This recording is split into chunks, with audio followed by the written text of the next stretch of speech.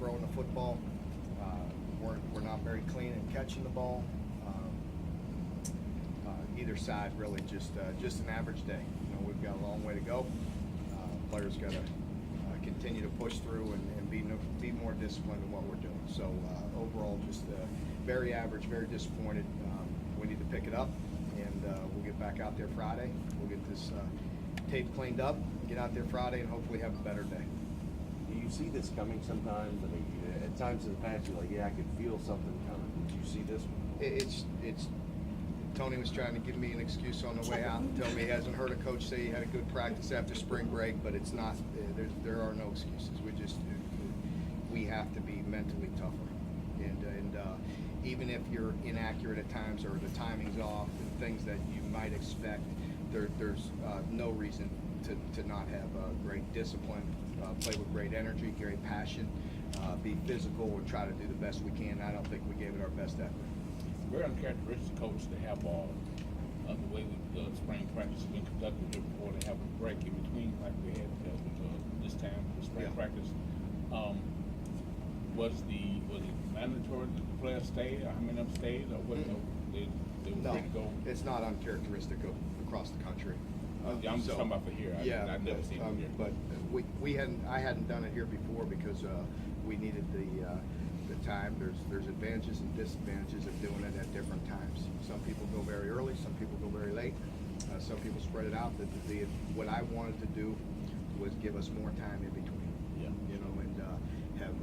have basically 5 weeks to get it done. So prior to spring break, we had a day off in between to really watch that film, get it cleaned up. Give a chance to our players to recoup and get back out there.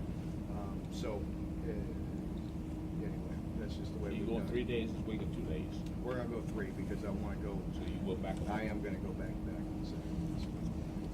I wanted to get 2 Saturdays to get kids on campus, use it as unofficial, and give you all a chance to go out there Saturday afternoon and use a Saturday to go a little later, let it warm up a little bit. I'll open it up.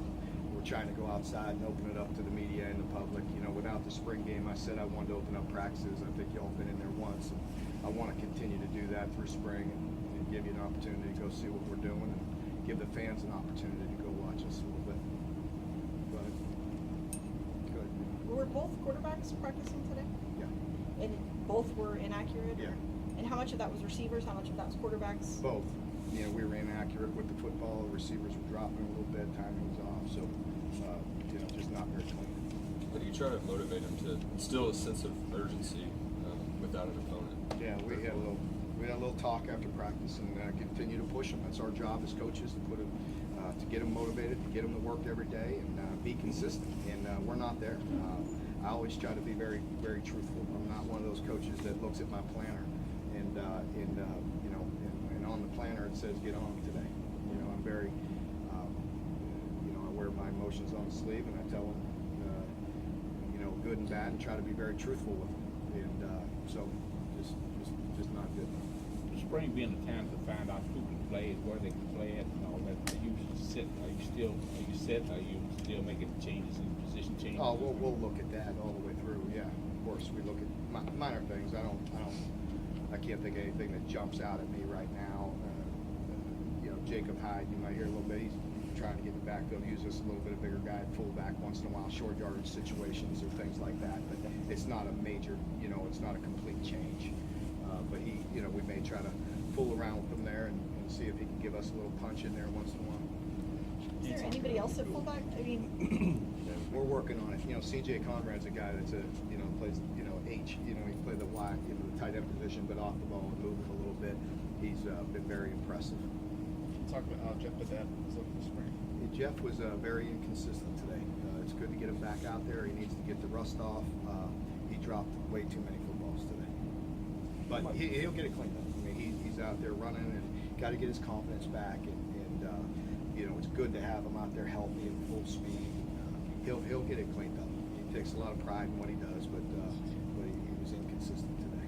How much rust has been on the receivers like Jeff and Alex that have not been around a while? It showed a little bit today with those guys because we expect those guys to be good players for us and be consistent. They had the opportunity to redshirt last year. That was a good, we wish wished we had them last year, but the good part is they did redshirt and are back out there now at full strength, and there's a little bit of rust on them. But again, I have a lot of confidence that they'll come back 100%. Who do you turn Be to? more consistent. Who do you turn to internally when you practices like this? Well, I kind of called them out a little bit on that too, because honestly, we don't have the leadership that we need right now. So we need to continue to see who emerges in the leadership role. Is that something where the guys like Bud Dupree and Zedarius, Sure. on that side, that people just kind